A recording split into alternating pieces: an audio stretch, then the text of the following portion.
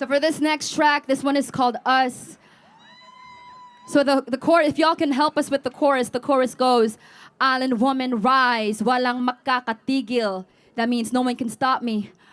Brown, brown woman rise, alamin ng iyong ugat. Brown, brown woman, know your roots. They got nothing on us. Then y'all will say, ay, nothing on us. Ay, nothing on us. Nothing on us.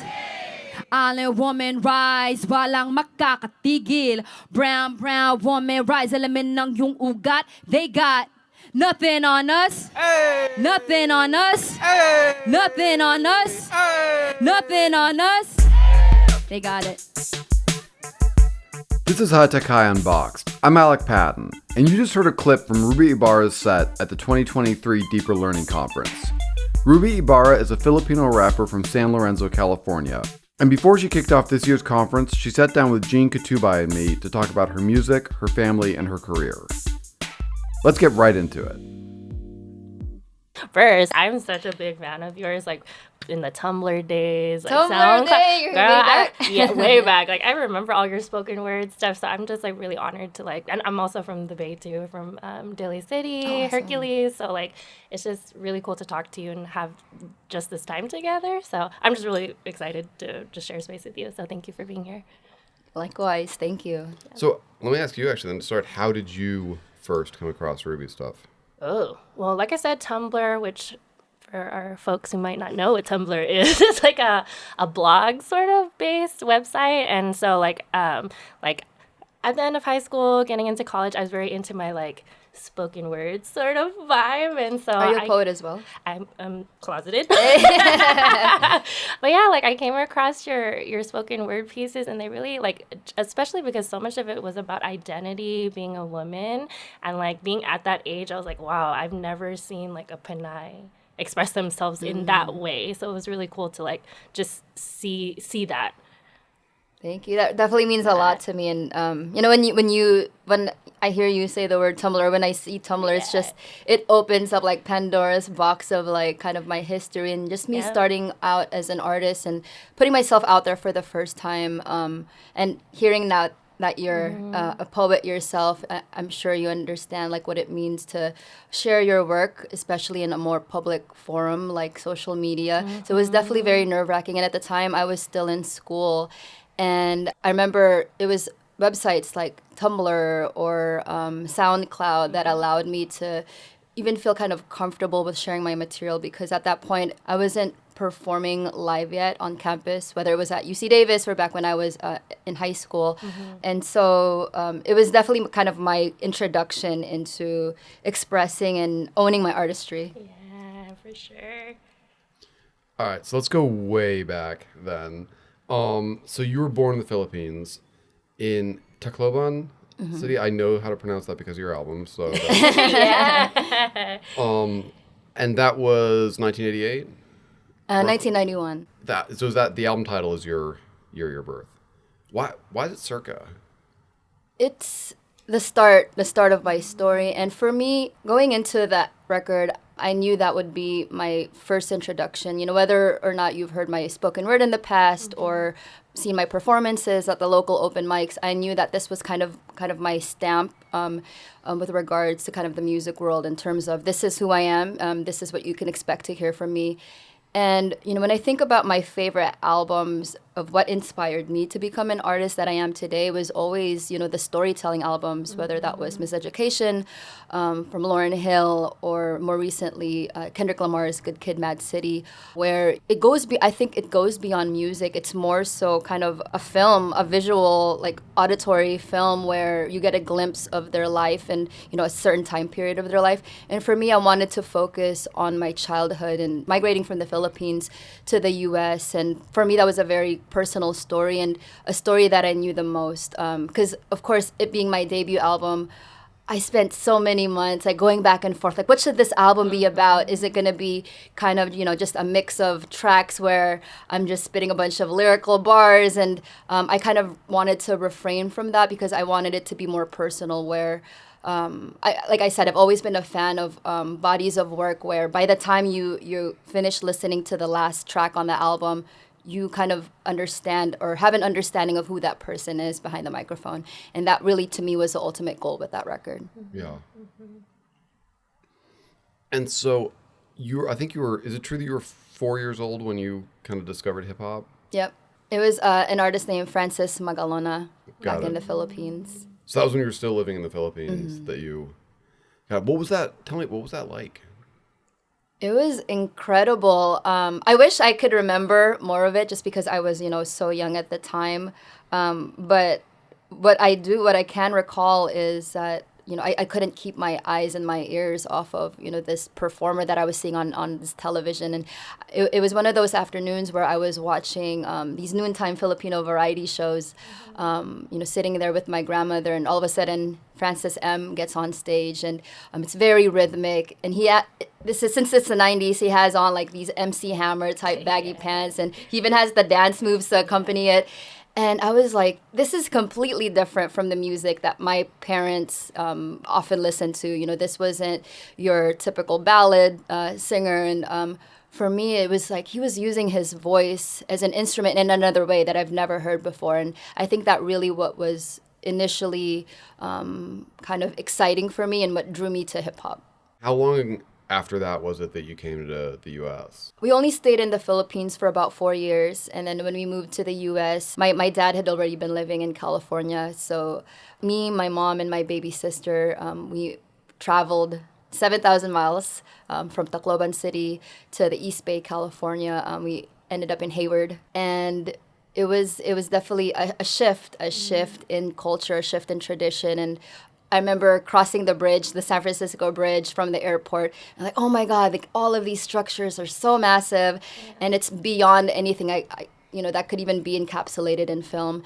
And I think the first time too that I attended elementary school, getting introduced to different cultural foods, eating a burrito for the first time, not knowing like how do I start to eat this? It's not like Filipino food at all. But to me, that was the fun part. I think of being an immigrant was the education of it, learning other cultures, hearing other beautiful languages, and just getting to know other people's traditions and practices, and understanding that my world that I had understood and recognized before that just expanded like by infinity. And all of a sudden I wasn't in my bubble anymore. And I became so curious after that. And how many languages do you speak? I speak 2 languages, English obviously, and then this language called Waray, from where my mom is from in Tacloban. But I also understand, obviously Tagalog as well, but I don't speak that fluently. I just understand it. Right. Because you rap in all 3, right? I rap in all 3, yeah. Like on the track Playbills.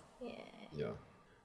Apart from kind of like burritos, in that early time that you came to the U.S., how are you feeling? I was feeling nervous. Aside from the excitement, I think within a year of starting kindergarten, I kind of started recognizing that I felt kind of out of place. I felt kind of different, to the point where in the first grade, I believe that I already knew that, I was labeled as a foreigner, as an immigrant. I think what led me to kind of start harboring those feelings was in kindergarten. I got put into an English as a second language class because I was such a shy kid. I barely even spoke up in class, and I think my teachers at the time kind of just assumed that I didn't understand or know how to speak English.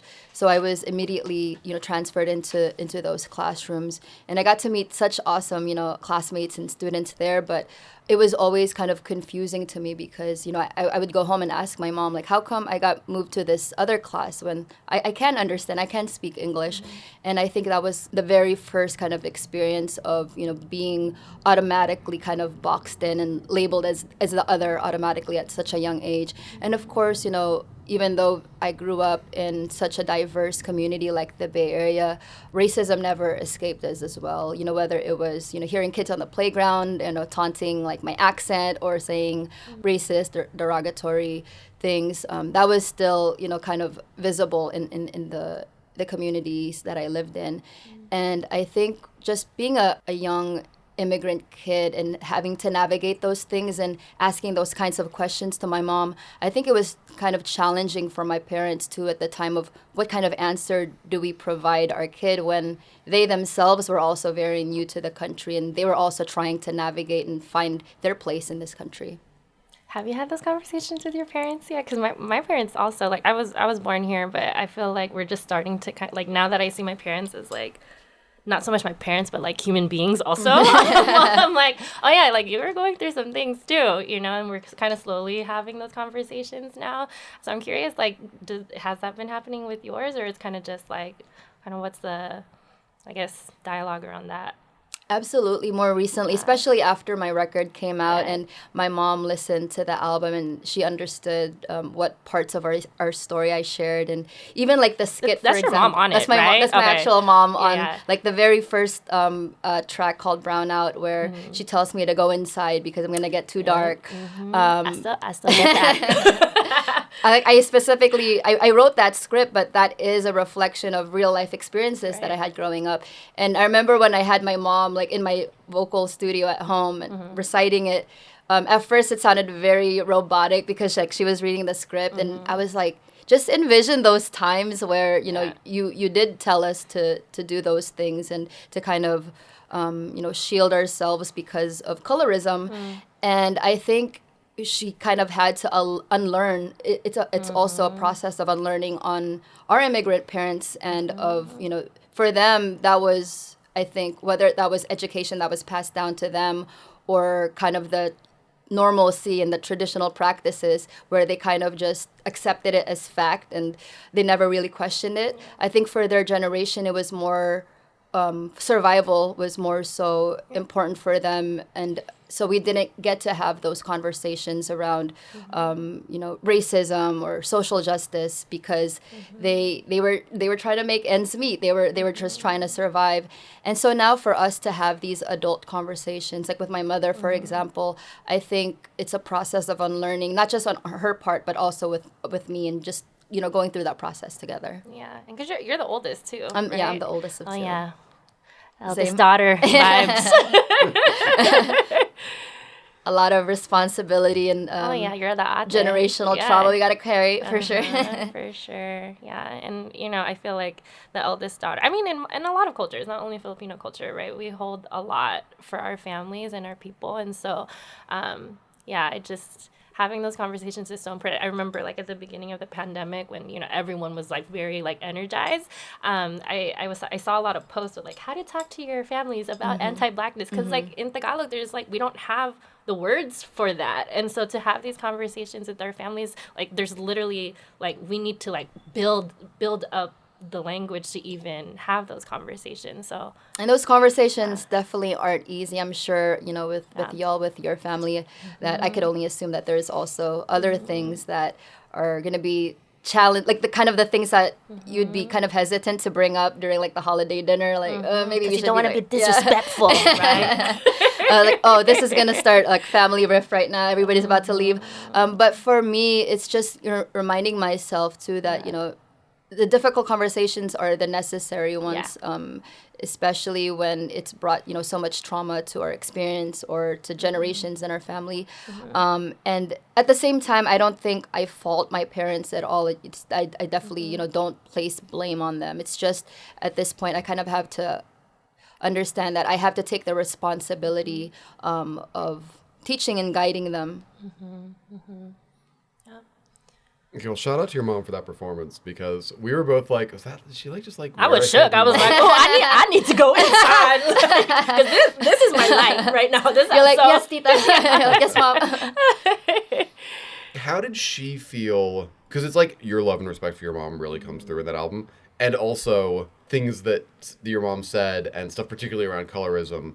It's fairly critical within it. When did you start talking to your mom about like, hey, when you tell me to go inside, there's some other stuff going on there? Like, how did that happen? I don't think it was kind of just one conversation starter that, okay, I have a whole list of things and I have been wanting to address this for 18 years. I think it was more so just as I was getting older, and whether it was through conversations with my peers or especially once I started attending college and I started taking classes like Asian American Studies, where it also broadened my perspective. I think I just started to share those kinds of information to my mom and started questioning, for the first time.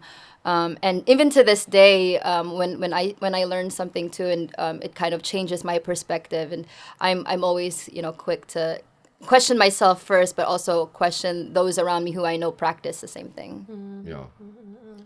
So if your mom were here and we asked her about it, like, what would she say about those conversations, do you think? What's your sense of that? She definitely doesn't tell us to use whitening soap anymore. I think that one thing that I am very proud of her is that at some point during the pandemic, I heard her, she was FaceTiming with one of my cousins back in the Philippines, and she was actually educating my cousin and telling him to not use those, lightening creams, and telling him like the effects that it might have on his skin, and that little got cancer now. Yeah. Is that first of all, like the chemicals that are in those products, but also second, kind of hearing her explain that, he should kind of just embrace who he is. And for me to hear that from my mom in that generation where she's, kind of taken the information that not only I've shared with her, but I think she's done her own research and formed her own kind of opinion around those things. And hearing her communicate that to me shows me that even at her age, and even from her coming from her generation, she's willing to learn and change and progress. And I think ultimately, as human beings, that is, the ultimate goal, right? Is how can we be better than we were? And, that's why I'm super proud of my mom. So when did you play the album for your parents? Was it like, I'm going to get the whole thing done and then we're just going to sit down? Or was it like song by song? Or how'd that happen?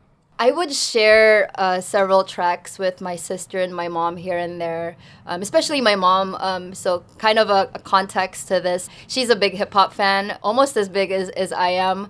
So growing up in middle school, like she would be bumping Too Short in the car, for example. Like we'd arrive at my middle school parking lot and my mom has Too Short playing in the car. That's not my request. That's her. Like her asking me to like burn a CD with like Too Short, E40 on there, and that's her like blasting in her own vehicle. And her being a hip hop fan, her seeing kind of my growth as an artist and becoming more of an MC myself throughout the years as I got older, I think she's kind of been, not to say that she's always involved in the process, but she's always kind of eager to learn like what's the new stuff that I'm working on. And so while I was making Circa 91, she was definitely with me throughout, the process, and I would share a few tracks here and there. But once the album was finished, I definitely made sure to tell them like, don't skip any tracks, and you have to start from track number 1 because it's going to be a story. So I've heard you in a couple of interviews mention that you were like shy growing up, right? And so I'm like, dang, like how did you go from like a shy kid to like this like super strong, like badass MC? Like at what point did that happen, and how did you kind of get to that point? It's still a journey. I still consider myself shy. I'm shy. Yeah. I'm awkward. I'm nerdy. Yeah. This is why the only other times I've been to San Diego is Comic-Con. Okay. I'm definitely. Yep. For me, I think what's given me the strength, the courage, and the bravery is through the art. Finding my voice. I think whether you're an immigrant or whether you come from trauma or experiences that kind of limit your voice. When you feel like you don't have a voice, I think it's going to be kind of natural that you're going to be shy or you're going to be afraid to speak out. And I think for the longest time until I found hip hop or I found poetry, I finally found a way to utilize, this voice that I've been wanting to share. And I definitely owe it to music for sure that's allowed me to be able to come into my identity and, being comfortable in my own skin. Even when I was first starting out to rap, I would re-record myself even sometimes, like doing multiple takes because I felt like my accent was showing up in the track. Like, oh no, like that sounds too fobby. And fob means fresh off the boat. And to me, after doing that throughout high school and then once I got into college and I was still finding myself doing that, and I thought to myself, like, why are you still doing that to yourself? Why are you still, erasing those tracks? Because in a sense, by doing that, that's erasure. That's a sense of erasure that you're erasing your identity and a part of who you are. And so for me, too, it was kind of just being comfortable 100% in my story, in my voice, and what I look like. And knowing that if I'm going to present myself wholly and fully as me, and people accept that, then why should I change otherwise? Did you start with writing or freestyling? I definitely started with writing. I actually started writing kind of rap verses first before I got into poetry. When I got into poetry, it was because of my high school drama teacher. Shout out to Miss Beth Daly from San Lorenzo High. I'm not sure if she's still an educator. She introduced me to Deaf Poetry Jam. She would show a lot of those clips in her class, and then also ask us, the students, to perform, whether it was a piece that we wrote ourselves or a particular piece that we really liked, to share it in front of the class once a month. And that was my very first introduction to performing in front of an audience. So shout out to our educators out there. And it's again inspiring to be in a space like Deeper Learning, where we are in this community with educators, because I can definitely say that I wouldn't be here if it wasn't for my teachers. So how old were you when you started writing verses? I was around 13 years old, the 8th grade, inspired again by Lauryn Hill, inspired by Tupac. Those were the very first hip-hop artists that I was really drawn to their voice and their story, so much so that it inspired me, and I thought to myself that maybe I can also share my story and write it in kind of a poem or a rap form. And so I started doing that in the 8th grade, and I started doing talent shows at school, and then eventually getting into drama class and performing more often. Were you performing your own raps at talent shows? Oh, I definitely. I've never performed like other raps. I don't know. I've always been kind of picky around that, just because I think probably growing up in the 90s and back then with battle rap being such a big thing and lyricism, the golden era of hip hop, where that, to me, I kind of adapted that mentality where if you're going to be on the mic, not only should you have something to say or share, like there should be a reason why you're in front of the microphone, but it should only also be your work. And that's kind of the mentality that I've always adapted. Did you say that you were kind of doing Tumblr before you were doing other live shows? Yeah, Right? I was on Tumblr before live shows. Tell us about the Tumblr thing. Tumblr was awesome because It was a time. for the younger generation that's listening, it's basically, like you mentioned, like a blog and kind of like the Instagram before its time. And I particularly loved seeing the posts on Tumblr because there were other artists on there too that I followed, and it was just kind of this safe space where you could post your video, you can post your audio. I typically would rap on like Lupe Fiasco instrumentals, for example, and post them up on Tumblr. And I never really thought about it. I thought I was just, sharing my stuff with my friends, whoever was following me, but laying the groundwork, that was my practice, to be able to do the things that I do today. So I think it also helped me build the consistency of as a writer and, making sure to constantly kind of publish things and to put things out. I mean, I think especially like being Asian at that time too, like in terms of representation, like there was not really anybody really out. So at least for me, like I would be like watching YouTube, like Wong Fu Productions, like, One Down, stuff like that. And like just to see people who look like me was so powerful. Like, and you couldn't get that in any other sort of media. That's absolutely right. Yeah. Before, now we're seeing, K-pop as a global phenomenon. Yeah. We're seeing a lot more films and TV shows that center on Asian American characters. But you're absolutely right. At that time, it was you barely saw Asian American or Filipino representation in mainstream media, and because of that, Asian American and Filipino artists gravitated towards the Tumblrs and the YouTubes and the SoundClick, and because these were spaces where we were not only able to share our stuff, but also able to build an audience through that. And I think that was kind of like the first indication that, there is an audience for Asian American artists. Yeah, now everybody watches anime. Like Blackpink is gonna like headline Coachella. Yeah. I'm like, yes!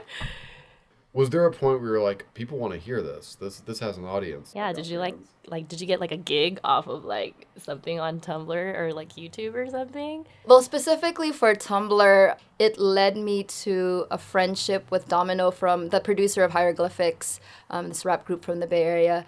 and also getting introduced to other artists like Bamboo, for example, seeing them and following them on Tumblr and getting connected through websites like that. But for me, I think what kind of shifted my understanding of, okay, this is kind of a hobby. I'm just rapping in my bedroom and posting these videos up on Tumblr and YouTube to, oh, maybe I should do live shows, was one of my videos that I had published on Tumblr. It was a track over an old hip hop beat from like the early 90s. It ended up getting on this World Star hip hop blog. And I remember I had just started working. I just graduated college. I just started working. And I remember seeing, like, I was on my phone. All of a sudden, I got all of these notifications on Tumblr and my Facebook where I was getting so many friend requests. I was like, what's going on? Like, something had to have happened. And within like that afternoon, by the time I clocked off work, it was like 1 million views already. So I was like, this is kind of going viral right now. Yeah. So definitely, those experiences on posting on Tumblr and YouTube has helped me expand my audience, like for people who aren't local audiences, and allowed me, like, to this day to be able to perform in different cities and different towns. I can't imagine putting anything online because you just know people are going to say mean stuff. Like, it's a guarantee. It's an absolute ironclad guarantee. And just like being like, I'm going to put up some verses, and like, how do you kind of go, I know this is coming and I'm still just going to put it out there? Okay, so when it was Tumblr, I wasn't so kind of nervous about the comments and the reception because for the most part, it was just my friends following me on there.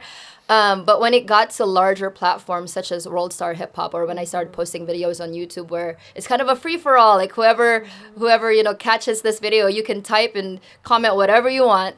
And I think specifically it was World Star Hip Hop where I was scrolling through, because I was excited. I was like, 1 million views. I was scrolling through the comments. I was like, oh my God, my feelings. Yeah. I'm being destroyed. I want to quit. And then even my mom, too, like, she was on the computer. She was responding to every comment. She's like, Ruby, there's so many haters.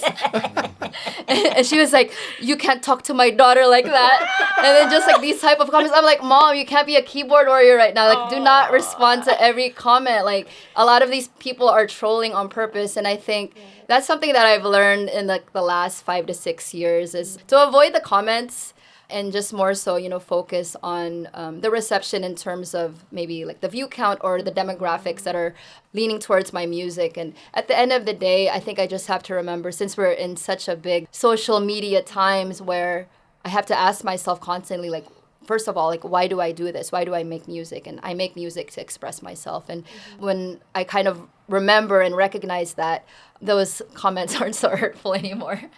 But I definitely saw a lot of very, sexist and racist comments. Does somebody read your comments for you? Do you have like an agent whose like job it is to like? Yeah, my mother.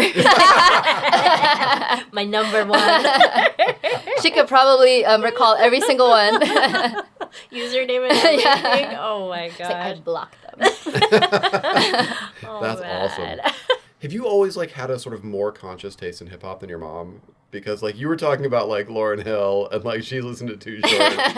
I think probably just like kind of the hip hop education and kind of your own kind of digging through the crates and finding music yourself. With my mom, it's definitely more radio based of what is readily available. She turns on our local radio, hip hop radio stations. Shout out 106.1 KMEL. Hey, yeah, stations like that and whatever they're playing. Whereas for me, again, growing up in a time where, you had, these new platforms popping up, whether it was, the SoundCloud and the YouTube and also the file sharing, LimeWire. Yeah. File sharing sites. Not saying we support that, but, for me, I kind of, when I saw those, software starting to pop up more frequently, I took that as an opportunity to kind of go back and teach myself about hip hop. Like, I'm downloading albums from from the 80s. Like, okay, I gotta Run DMC.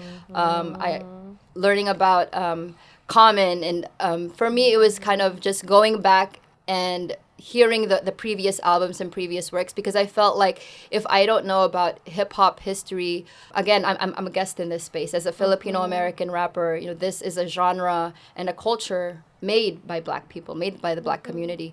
And so I've always understood that I'm a guest in this space, and for me to be respectful in this space, I do need to educate myself. How did you sort of see your relationship with Bay Area hip hop when you were just starting to rap? When I was first starting to rap, with regards to Bay Area hip hop, I am, to this day, of course, definitely a fan, and that, that's even without bias, just because I feel like it's still, as much as, we had the hyphy movement, back in the mid 2000s, it's still kind of like the unspoken voice, I feel, when it comes to kind of the regions and also the subculture and subgenre within hip hop, where it's always, it's never lost in my mind that I wish the rappers from this region, got more shine, got more opportunities, and got to bigger stages. And there's such a rich culture of, also parallel to that of the activism, in Berkeley, in Oakland, in San Francisco. And it was often tied in with the music and the lyrics and, kind of the purpose of why these MCs were rapping in the first place. And so, beyond being a fan, as an artist, I've also been, cognizant that sometimes I wonder, is my sound Bay Area enough? Because it's not typically, your dance tracks that, we're accustomed to listening to. But then I remember that, we also do have artists, like I mentioned, like Souls of Mischief and Hieroglyphics, where it's not necessarily, that usual kind of Bay Area 808 with the claps type of club sound, and I think that just goes to show the diversity of hip hop in the Bay Area. So ultimately, I definitely carry the Bay Area region on my back and make sure to represent in every gigs that we do and let people know where I'm from. But I think that I would love for Bay Area to definitely get more love. I don't think that it's gotten the love that it's deserved yet.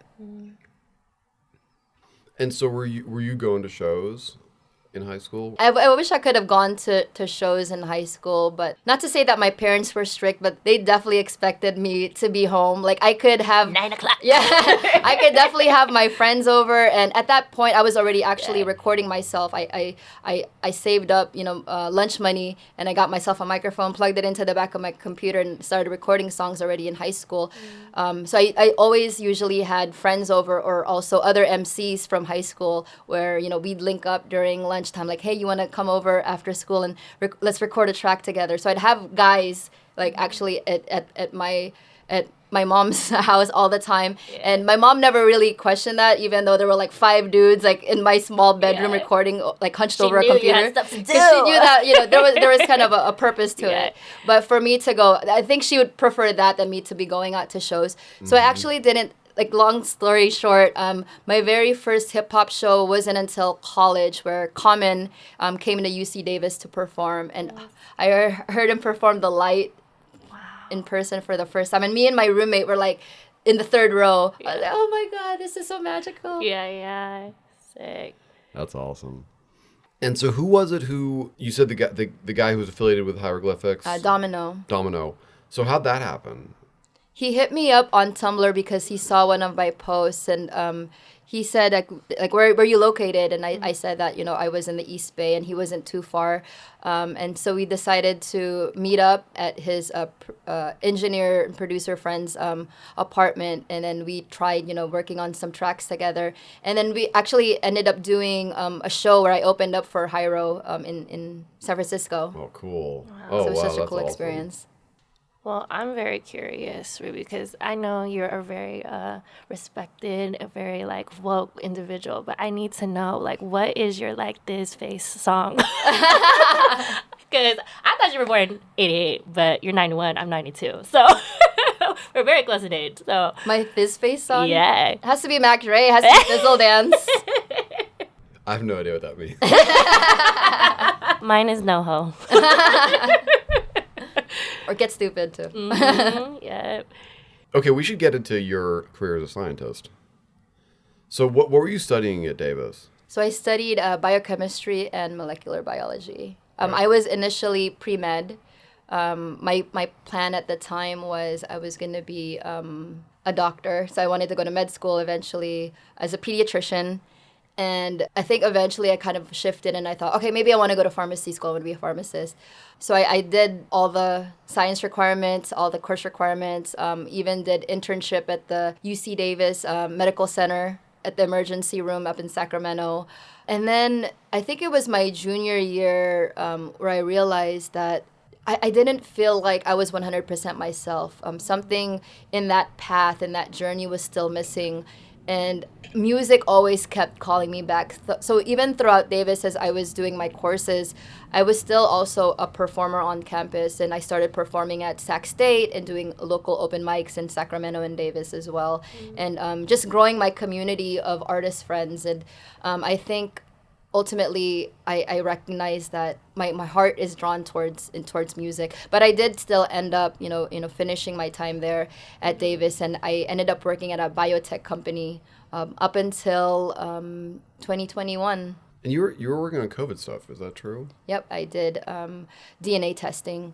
I remember at the start of 2020, actually, well, I don't know if people still do this, but for me, this has kind of been a ritual where December 31st, I already have a list of like my New Year's resolutions. Like, okay, these are the things I'm going to do, but probably not end up doing. And for me, 2020, the goal was to become a full-time artist. And, I thought to myself, like, okay, I think things are finally lined up for me, and I'm getting more consistent with the performances, and income is coming in more frequently where I can sustain myself through my art. And then I did a show in February of 2020 where me and my entire band, we performed at the Getty Museum, and we did 2 sold-out shows there. So I was definitely on a high. I was like, okay, the rest of the year is about to be like this. Yeah. This is like, the stars are aligned. Literally a week after our trip, March 2020, there's this announcement that the entire nation is going to be on a shutdown. And all of a sudden, I started getting emails that all of my gigs for that upcoming spring, like, oh, we have to cancel it because of the pandemic and the closure of the nation. And I was like, wait, this is serious right now. Like, what's going on? And so I found myself actually working close to double the hours at work, and I ended up staying at my company up until 2021. And that's not to say that was a bad thing. I think if anything, what the pandemic taught me with regards to the work that I was doing in sciences was it gave me a different perspective of kind of the importance of the work that we did. High Tech High Unboxed is hosted and edited by me, Alec Patton. Our theme music is by Brother Herschel. Ruby Ibarra's album, Circa 91, is out on Beat Rock Records. The song that she introed at the start of the episode is called Us. We've got a link to the music video in the show notes. If you're wondering what happened to Ruby's career after lockdown, we were wondering that too, but we had to cut the interview short so she could sound check. There will be a part 2 to this interview. Look out for it. Thanks for listening.